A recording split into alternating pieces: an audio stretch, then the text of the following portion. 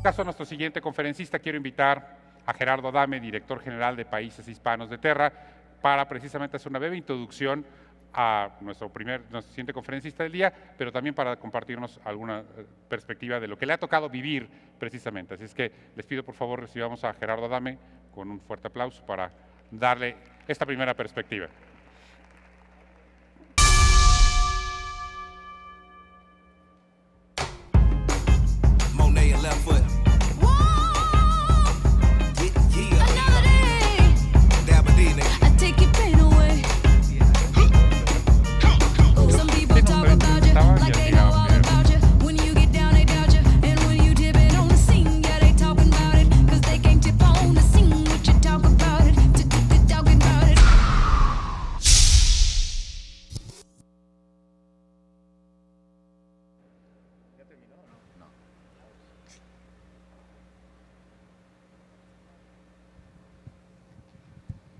¿Quieres que subamos? Ya, sube. No se presentó, sube, Gerardo. Sube, sí, ya. Sí, ya. Sube. A ver. Gerardo, muchas gracias por acompañarnos y por compartirnos, pues obviamente, parte de la experiencia que les ha tocado vivir. Tú has vivido como parte del Consejo Directivo de IAB México este proceso de evolución de IAB México y de lo que es IAB Conecta, y gracias por el apoyo precisamente para contar con nuestro siguiente conferencista. Si quieres compartirnos de ellos y de esta reflexión que hace unos instantes tras bambalinas compartíamos de IAB Conecta y hacia dónde va IAB Conecta. Exacto, con mucho gusto. Hola, buenos días a todos. Todavía buenos días, ¿verdad? Buenas tardes a todos. En Terra traemos muchas novedades todos los años y ahora traemos el nuevo Terra, que es un proyecto que nos tiene muy contentos y que estamos todos empujando mucho. Pero un tema que traemos en los últimos 4 años probablemente como un tema principal, que es todo el concepto de mobile first, tenemos una sensación de que este año ha explotado. La cantidad de usuarios que entran cada mes a Terra Mobile es casi la mitad, todavía no la mitad, pero casi la mitad de los que entran a mobile, a Terra Web. El interés de los clientes, el interés de las marcas en proyectos, en diferentes proyectos de mobile, ha explotado. Tiene una importancia que no habíamos visto ni calculamos que iba a suceder como sucedió tan pronto digamos en los últimos 6, 8 meses. Es por eso que con mucho gusto y con mucho orgullo traemos al siguiente conferencista. Charlie Hunter-Schyff es el responsable a nivel global en Grupo Telefónica de Mobile Advertising. Para nosotros es muy importante escucharlo y entender qué traen. Él es un inglés, sabemos que el Internet está desarrollado de manera muy importante, particularmente en el Reino Unido. Entonces, que nos venga a contar ideas, que nos venga a contar proyectos, creo que nos puede abrir la mente y nos puede ayudar a entender y a acelerar todavía más la importancia de mobile en nuestro mundo. Los dejo entonces con Charlie. Gracias.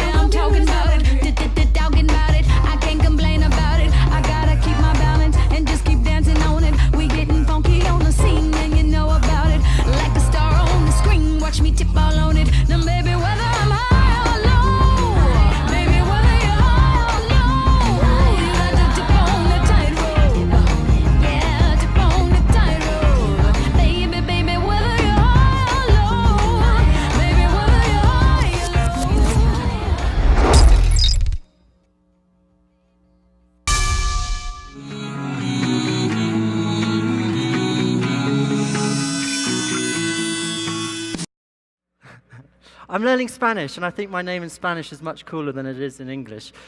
But apologies, my presentation is in English. It's not a good enough standard to present in Spanish.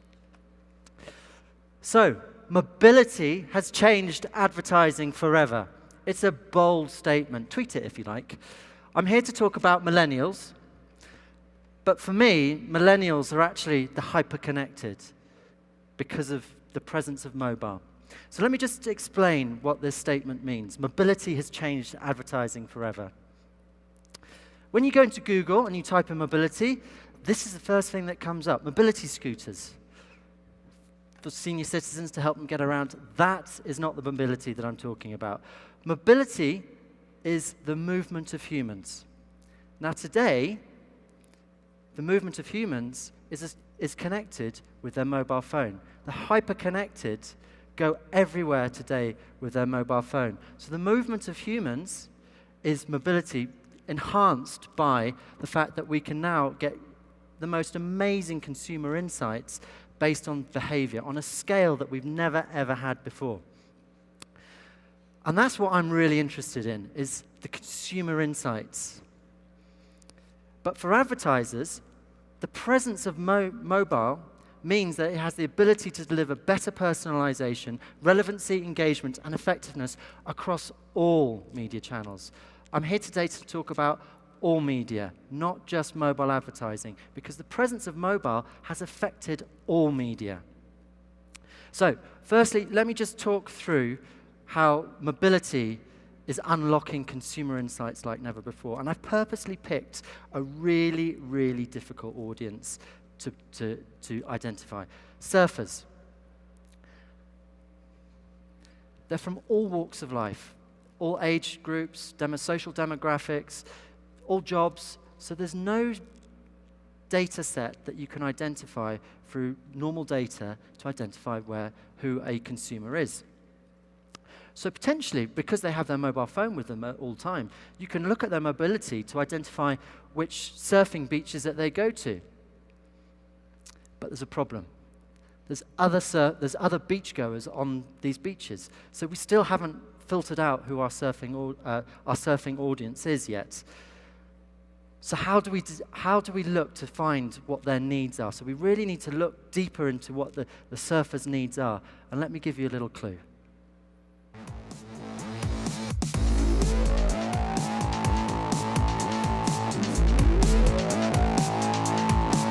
Fight back.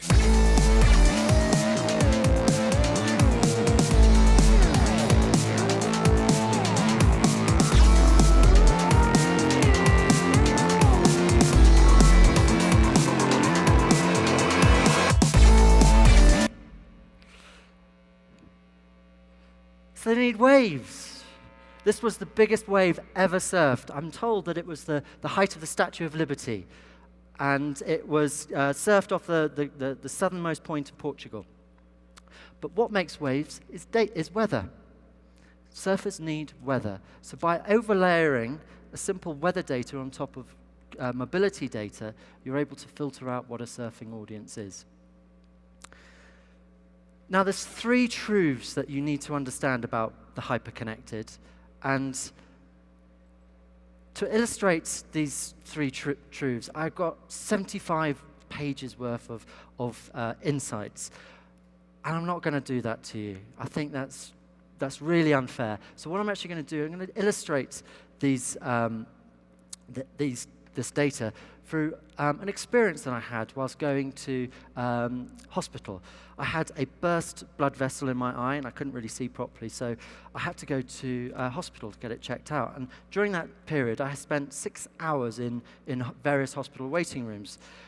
And 6 hours is a long time, so I'm quite a curious kind of person, so I decided to set myself some ethnographic research, some observational research, and I started to observe the hyperconnected.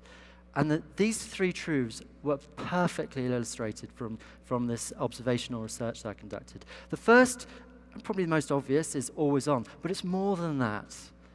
They're never not without it. And this guy came in from playing football, and in his football kit, he'd been injured on the football field. He had no clothes, no wallet with him, except he had one possession with him, his mobile phone.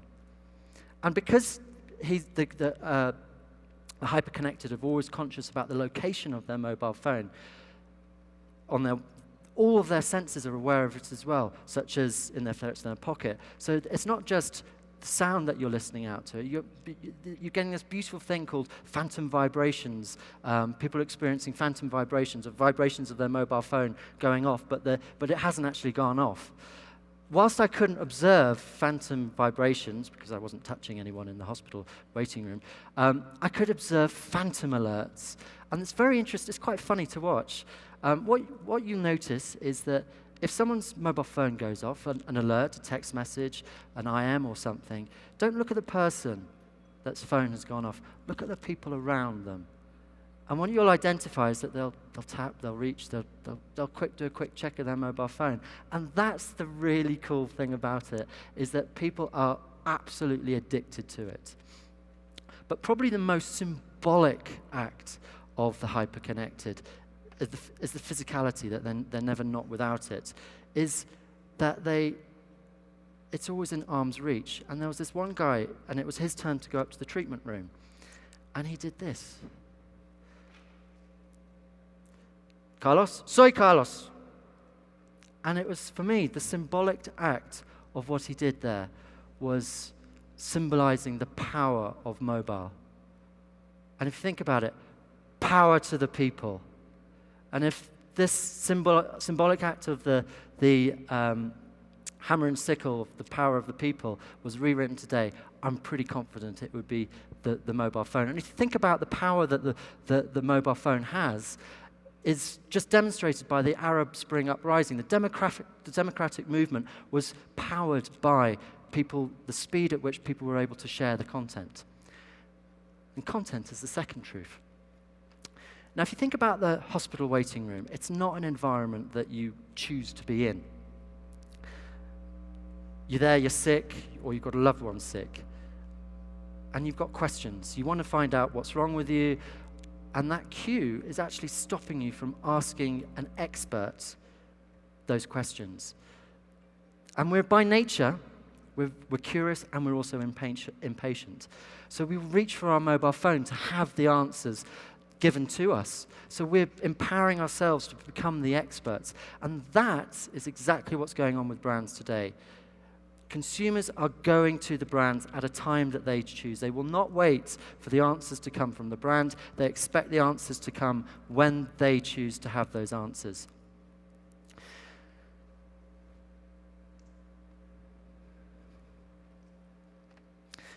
The hospital waiting room is also a place where you have time to kill, and you naturally see people playing Flappy Birds or the latest mobile game. But the really intriguing thing about the hospital waiting room is that you're seeing second screening being supercharged. And if you look here, we've got TV screens on in the hospital waiting rooms. But the really cruel thing is that they turn the sound off. So people are seeing their football match on, but they can't actually hear the commentary. And this is but this is not spoiling their enjoyment of it. What we're seeing is that we see people tuning into the commentary of their choice through digital handsets, but also as is this thing that was touched on by Twitter yesterday is the meshing. Now, meshing is the simultaneous use of small screen with large screen, and it's dual content. So it's about sharing the same content on the screen, and it's not being distracted by different content. And at the moment, it's about 14% of consumers are engaged with the content on their small screen with the content on the big screen. And it's the element whereby they're enjoying the experience of the game, and they're not feeling left out, and they're sharing the experiences of the football goals by sharing it to their social networks. And that's the third truth, sharing. So firstly, mobile is social. That's absolutely given now. 70% of Facebook users predominantly use their mobile device, and 80% of Twitter users predominantly use their mobile device for tweets. But for me, it's much, much more than that. And it's about how the real world is mobile is transcending the real world with the online world. Let me just finish my hospital anecdote for you to illustrate that a little bit further. So I finally got to see the eye specialist, and he did a really thorough eye examination on me. But we had a very business-like transaction. There was no emotion showed by him whatsoever. And there was no like, oh, I'm sorry that you got a dodgy eye or anything like that. And it was very kind of like transactional. However, he got a text message. He got an alert. And I've been in the mindset all day about observing these hyper-connected users. So I counted in my head, 1, 2, 3, to see whether he's going to answer it. And I could see in his mind it ticking. He was compelled to check it. And within 5 seconds, he'd actually checked the message. And I thought, gotcha. And then he realized what he did, and then he felt obliged to share that text message with me. And it was a very mundane, boring text message. And it was, oh, I'm very sorry. My wife has just texted me to say that she's got home from work. Oh, okay, very nice. And I then says, so tell me, what does your wife do? And then we got into this deeply personal conversation about his family, his time growing up in India, emigrating to the UK, and it was just a really lovely experience, and that would never have happened had it not been for the presence of mobile. Now, I know that's a little bit tenuous, but the point being is that in everyday life, the fact that you're sharing experiences with your extended friends, family, through social networks, through Twitter, through Facebook, and you're actually bringing that into the real world. Predominantly, when the online world started off, people had personas that were cloaked. They were not afraid to have their true identity. The true identity is now one. So it's the blurring between the online world and the real world, which is really crucial here. So what do these 3 truths mean for advertising? And these 3 truths run absolutely through in order to do good advertising. Firstly, content. Content is absolutely key. And what we're seeing is that a typical multi-screen user consumes 7 hours of screen media per day during a 5-hour period. We're absolutely surrounded by screens today.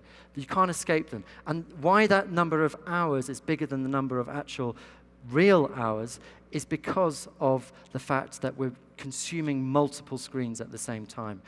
And this is only set to get bigger and bigger. And that is due to the increased penetration of smartphones and the increased penetration of 4G. So this consumption is going to grow and grow. I stole this diagram from Google. This is the 0 moment of truth, which Jim presented yesterday. Really, really good read. I really recommend you downloading it and reading it. However, apologies to Google, I've actually edited it because for some reason there were only sales going from online to trolley, where I think that's not true. I'm sure there's sales going from online to trolley and also brick and mortar stores. So apologies to Google that I've defaced their property. But what is really good about this diagram is it shows the interconnectivity that people will respond to all different ways that they can, and they will respond at a time and in a place that is right for them. So they're not waiting for a brand to come to them to sell them the product. The purchase journey hasn't changed. It's exactly the same. It's from awareness to consideration, intent to purchase. But what has changed is the speed at which people are moving from the passive purchaser, those customers that have shown no interest at all to responding to a brand intervention, to suddenly becoming the active purchasers. And that's really key. In order to be able to do, if you're doing a digital strategy, you have to make sure that you're having a responsive digital strategy. Respond to the way that the consumers are consuming their media in their choice.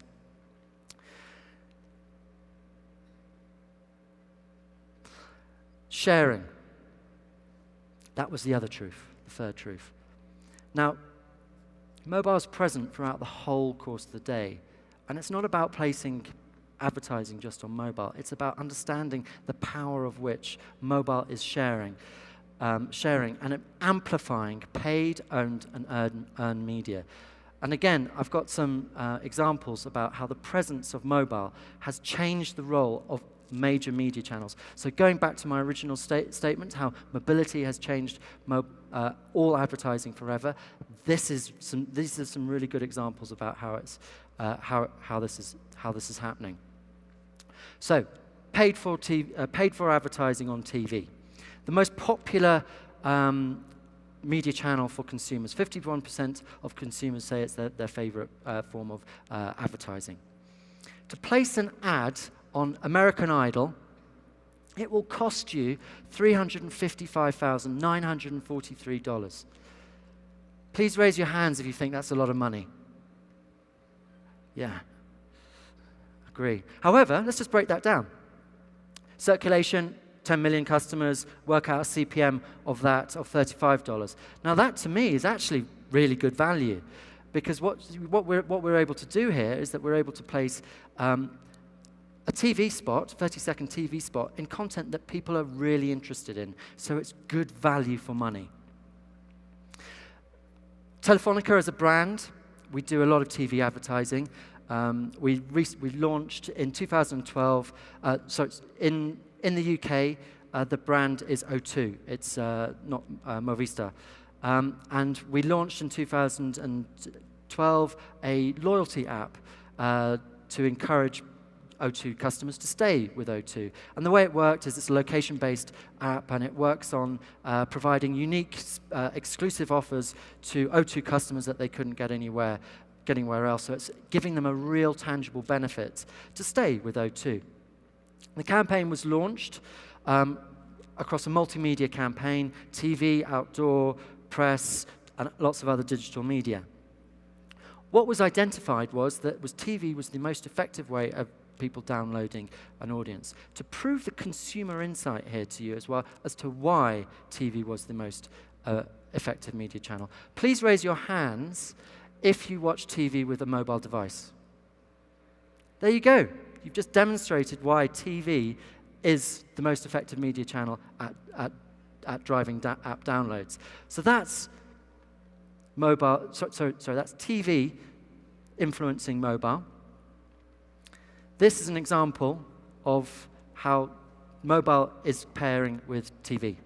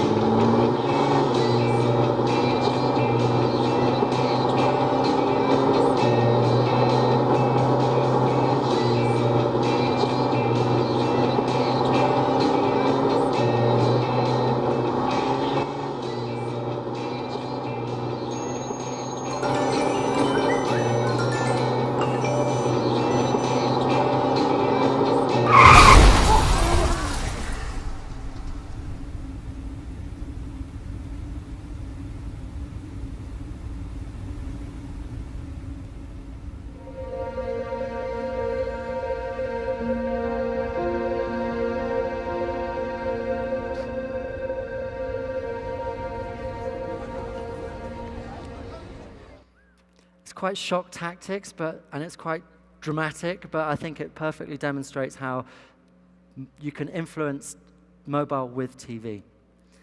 This next example is how the two can really work well together.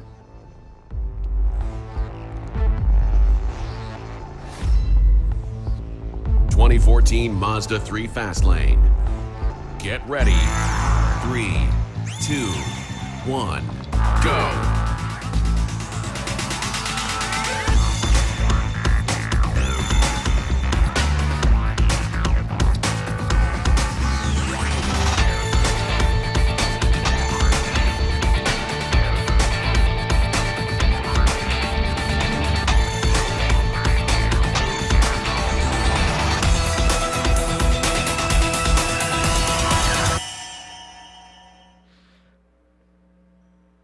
So the way that worked is that the cinema goers, they had to download an app to begin with, and then the app then, they were to drive the game, what they had to do is have the smoothest journey through the course. And if they went off the course, their mobile phone would vibrate. So the winner was calculated based on the smoothest ride through the course. So the computer could then actually give a real-time winner on who actually won. So question for you. If you had been in that audience, please raise your hands if you'd have talked about that ad with your friends afterwards. Phew. Fantastic. What you've just demonstrated is the power of the presence of mobile has the ability to share and amplify other media. I'm so glad you raised your hands. Thank you. Right, out of home, posters. I think this is a really creative execution, and it perfectly demonstrates the role that out of home does. And what they're doing here is that McDonald's is they've identified their catchment area for that particular McDonald's store, and they're aiming to drive people into the store based on the footfall, based on the likelihood of people walking past, it's at lunchtime or breakfast or out at night, to come in to store to eat. So it's about driving footfall. We use this tactic a lot for O2 in the UK, and this is Oxford Circus. Oxford Circus metro station is located in the heart of the busiest shopping street in London. It's where everyone goes to get their latest threads, their fashion and stuff. For us to advertise there, the purpose of why we do it is that we will place an ad in all 5 exits. That means that anyone exiting that metro station will be exposed to an O2 ad. It's our last opportunity to have a potential brand intervention with a potential customer to come into an O2 store as opposed to going into a competitor mobile phone shop. That costs us $472,000 for a month. Please raise your hands if you think that's a lot of money. Yeah. On an average day, 172,000 people go through that metro station. So over a month, that's 5 million. CPM, $85.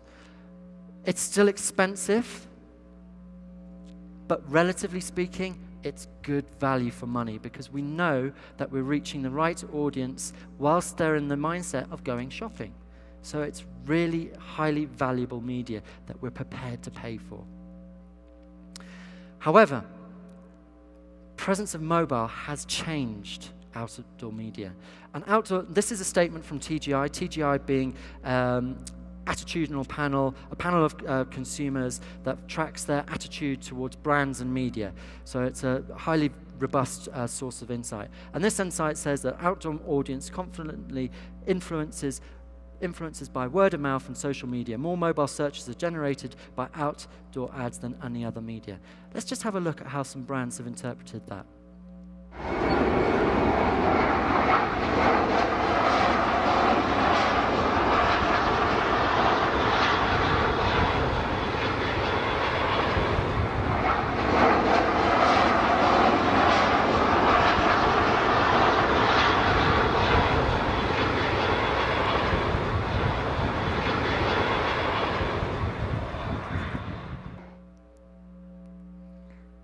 So really nice creative execution, and that they've overlaid some simple flight data that is readily available about the location of the British Airways flights, and they've synced it up with the outdoor posters so that it can actually interact.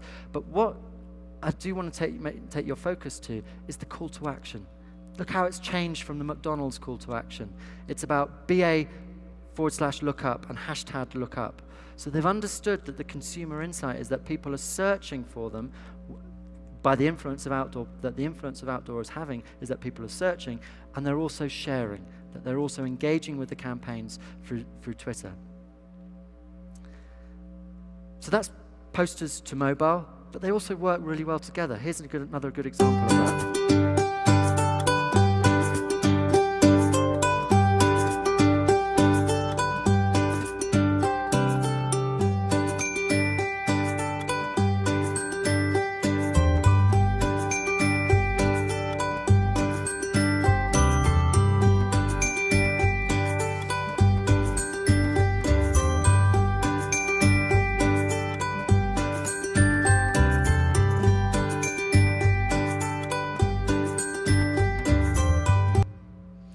thing I really like about that is that they've understood the audience, and think about where that was placed. That was placed in a shopping mall, and what tends to be in shopping malls, cinemas.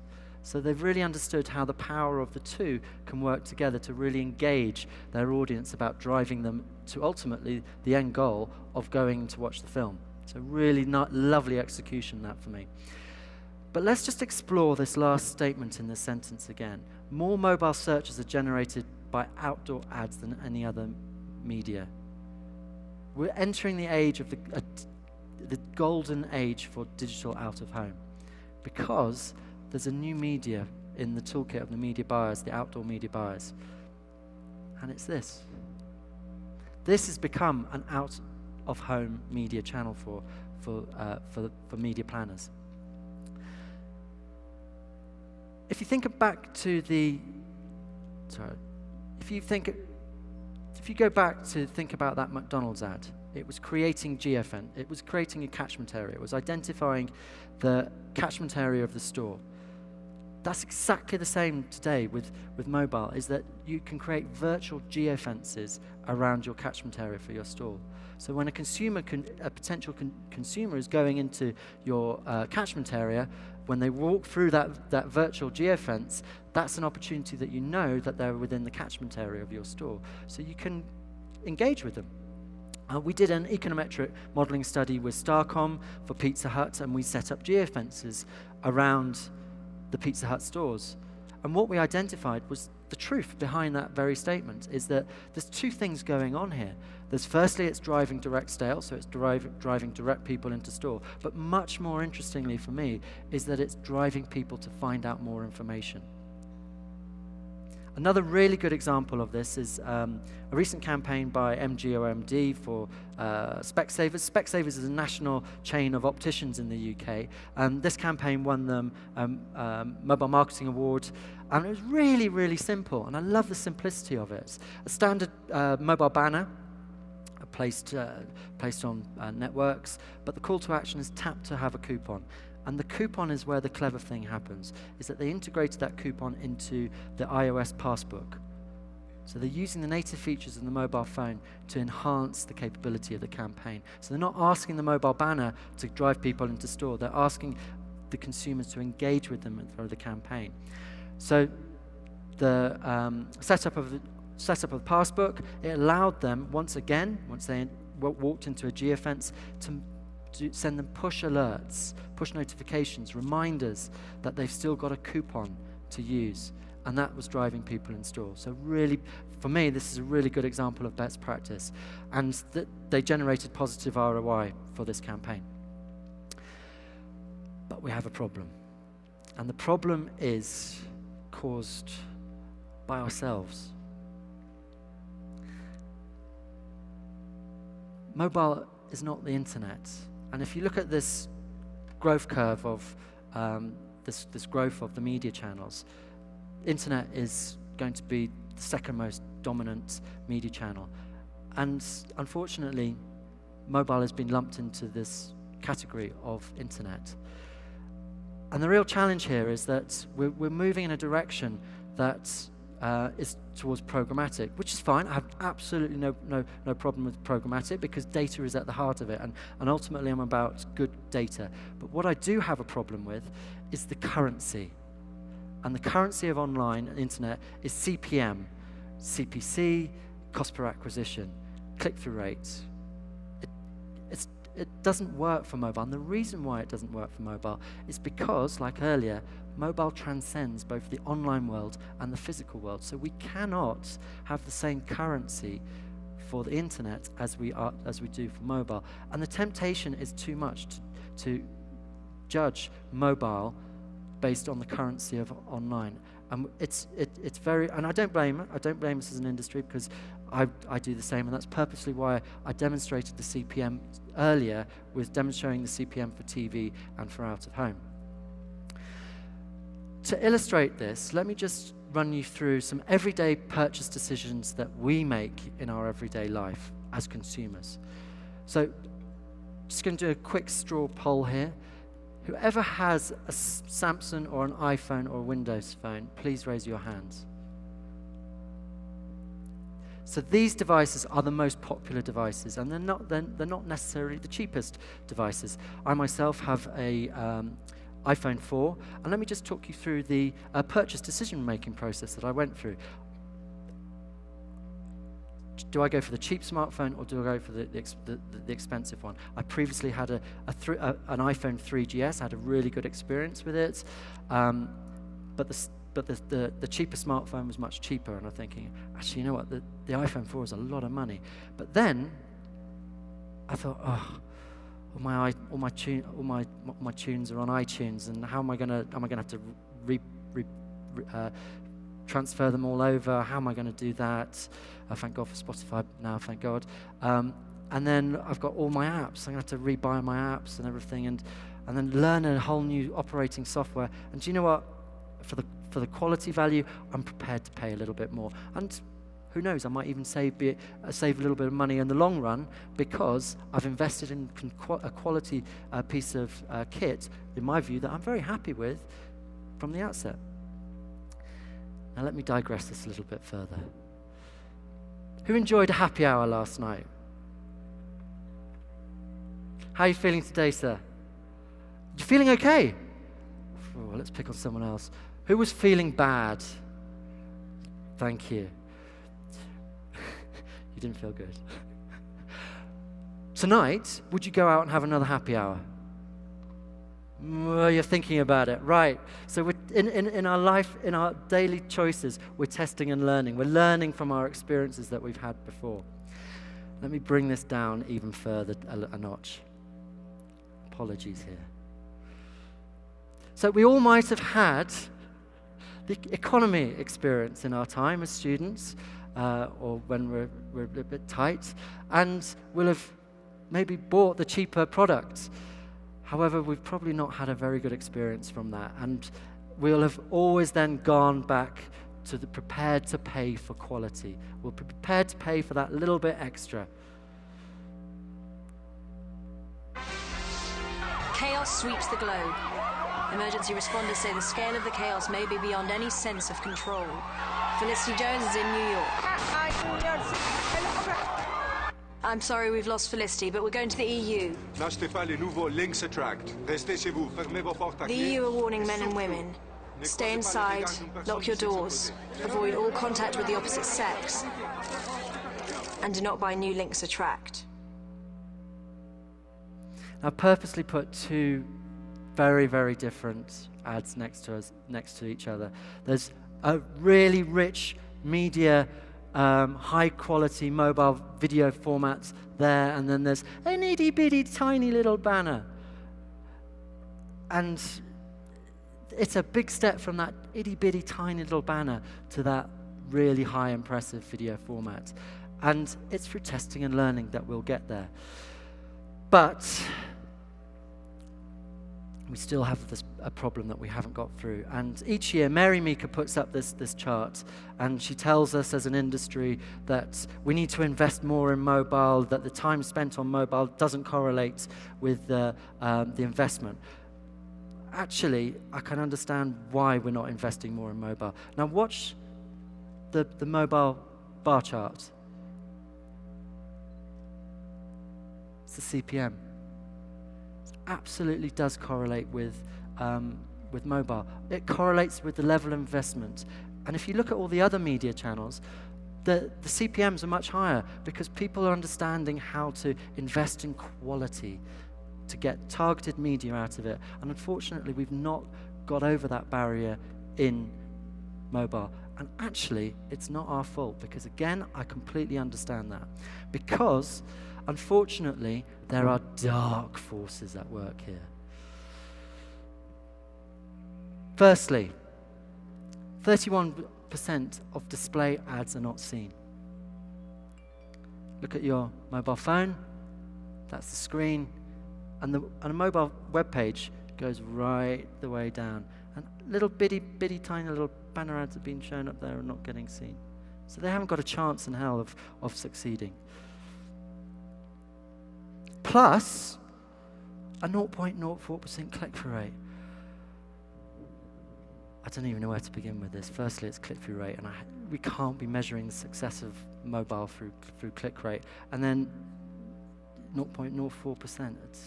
It's rubbish. But then 50% of all clicks are accidental or bots, fraud. It doesn't stand a chance. You put those all together, and guess what we've got? The lowest CPM for the media channel. These three factors are driving the market down. So when brands and agencies test mobile, their fingers are getting really, really burnt because there's no real proof of success, of ad effectiveness. So firstly, I absolutely hate dirty, filthy media on mobile. It's just not, and I believe in good mobile advertising. To do good mobile advertising, this is my approach, and it might not be the right approach, but this is the way I do it. I apply three things: data, native formats, and measure. So firstly, Esta es Maria Garcia. She's 25. She has an iPhone 3G S. It was given down to her by her mother. She loves music. She loves social networks. We know that we know her behaviors because of her mobility that we're able to see by looking at the days of the week. We can understand where she works during the day. She might work downtown, and then during the evenings we'll find her in Las Afueras, in the outer town, in the suburbs, and then come the weekends we may find her in Santa Fe shopping malls, or other insights. So what we're doing here is we're really unearthing the consumer insights of our audience, just like our surfers to begin with.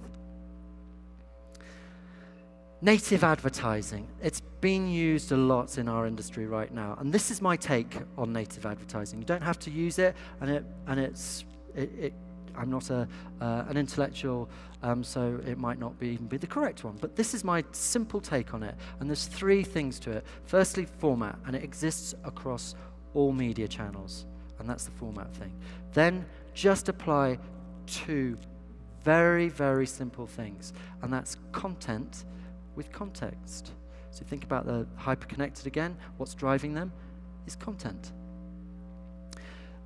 This is a really old, good example of native advertising, and it's a press ad. It's an advertorial. What we've got here is we've got an ad that would been planned and bought to be placed in a food and drink magazine. The content is all around food that goes well with Guinness. So it's a beautiful example of a traditional form of native advertising. You probably don't know who this guy is, but 1 billion Chinese people do, and that's a huge audience. This guy is, apologies if I pronounce this wrong, Sun Yang. He is an Olympic swimmer, I think breaststroke or butterfly or something. He's actually a world record holder, I think, at one stage. But during the 2008 Beijing Olympics, he came into the race wearing Beats headphones. National hero of China. Beautiful product placement.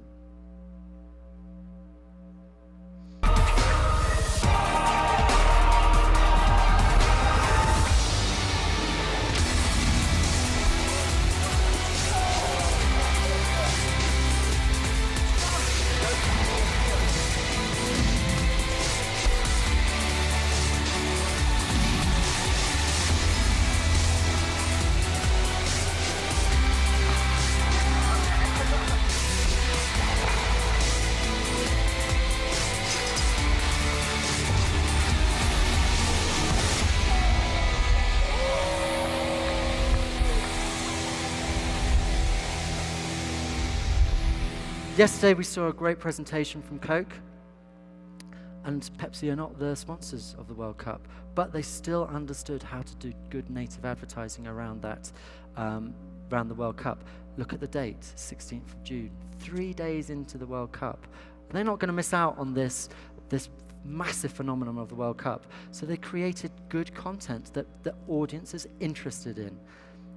And the format, mobile. If they're talking to their friends, they've placed it in the newsfeed of Twitter. It's clearly an ad, though, branded all over the place. Now check this out.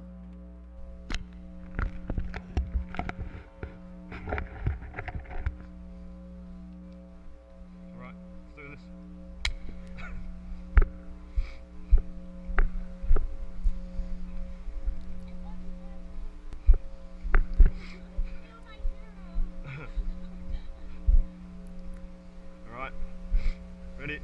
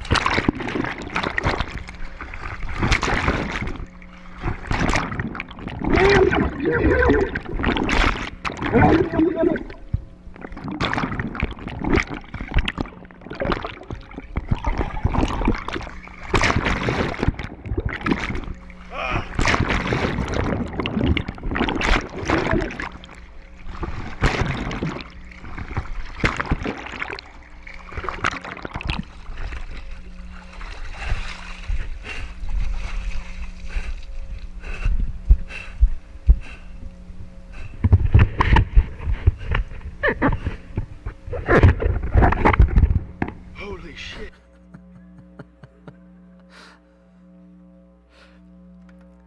Who's the ad? Who's the advertiser?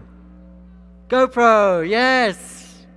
So GoPro are the helmet cams that you can take. And the thing that I really love about this is that firstly, it's stimulating sharingness. People are talking about it, going, is it authentic? Is it fake? What's going on here? But then they also understand that their audience is into adrenaline sports. This ad has been shared, or is it an ad?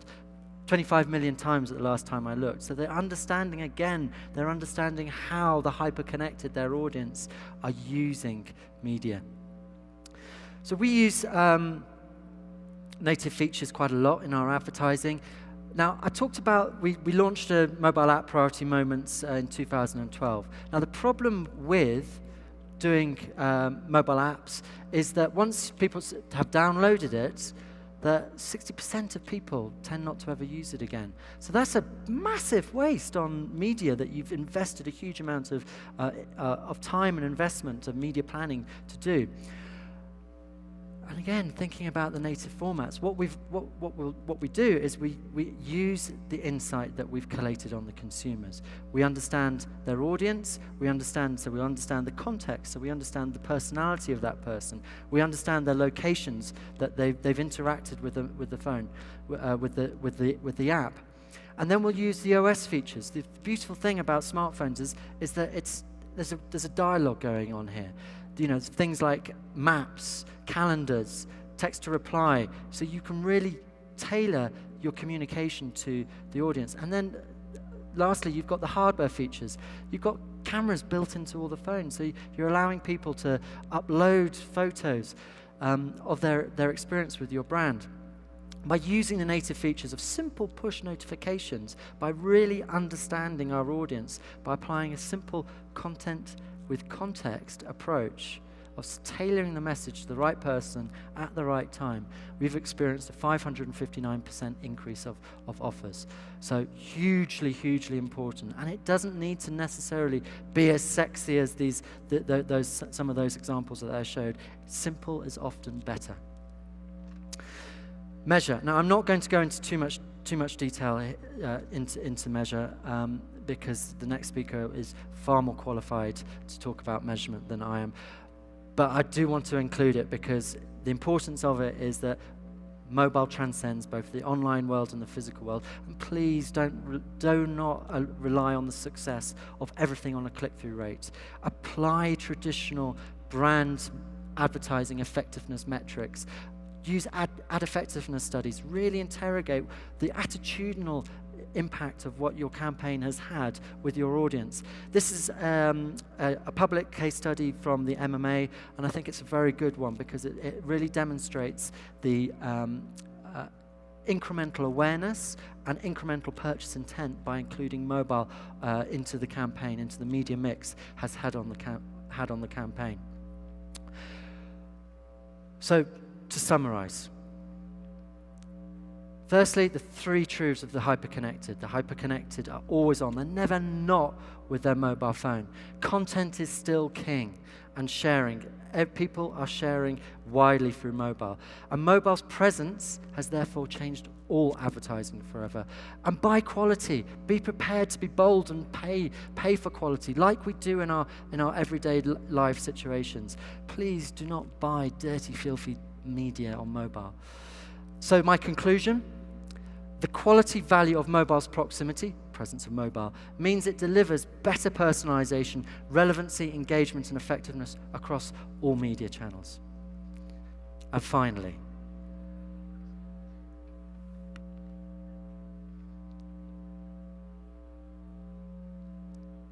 queso.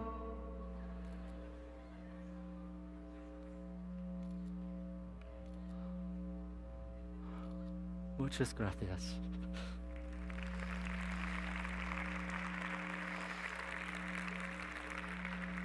Charlie, Gabriel, muchas gracias. Muchas gracias.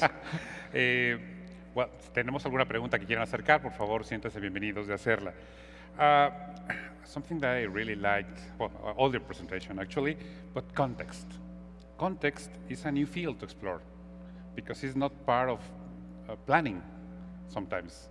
Actually, it's a new mindset to create good consumer experience before even thinking in advertising. And sometimes it's the opposite. We start thinking in advertising and not in consumer experience.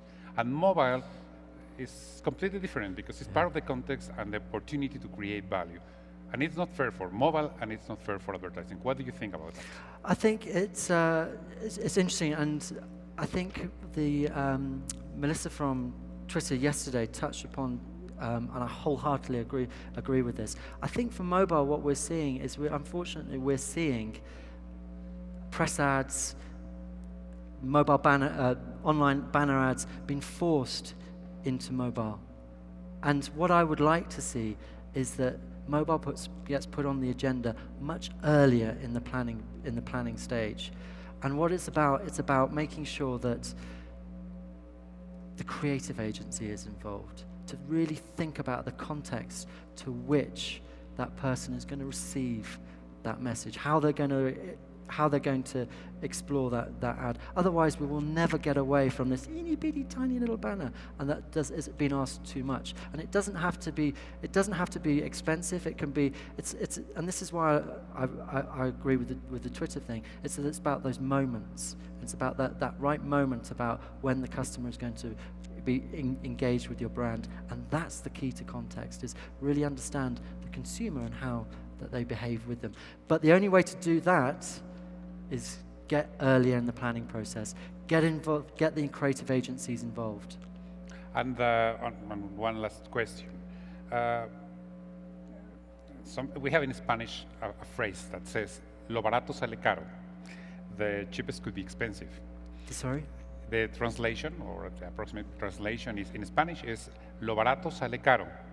The cheapest could be expensive. Yes. And it's related to the last part of your presentation. Yes. We should be ready, or we must be ready, to pay in order to be relevant for the consumer, if that is the case.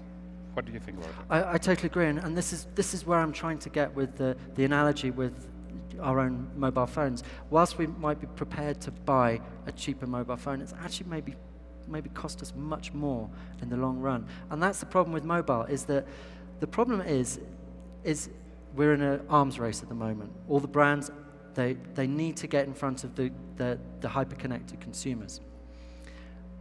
The longer that they wait and not getting into mobile, it's going to cost them more. They're going to be losing brand presence and brand equity in this space because unfortunately they're testing it and they're getting a bad experience and they go, do you know what, I'm going to wait maybe 6 months until I see some other best practice and then I'll dip my toe back in. Unfortunately, it's just jump straight in. You have to test it. You have to identify what works for you, what works with your audience. And that is true. You have to be prepared to fail, but fail quickly, fail fast, and then you will succeed. Okay, thank you very much. Gabriel, may I also say congratulations and thank you for you. You guys have done an amazing job, and I'm really impressed with the conference here, and I'm really delighted to see the intent that you guys have for becoming a center of excellence in Latin America. Thank you very much. That's something that actually we're building as an industry, country, and a region. And that's something that we want you to spread the word, that things are moving and happening in Mexico and Latin America. That's It'd be my important pleasure. for us. Yes. Thank you very much. Thank you. Gracias. Un fuerte aplauso, por favor.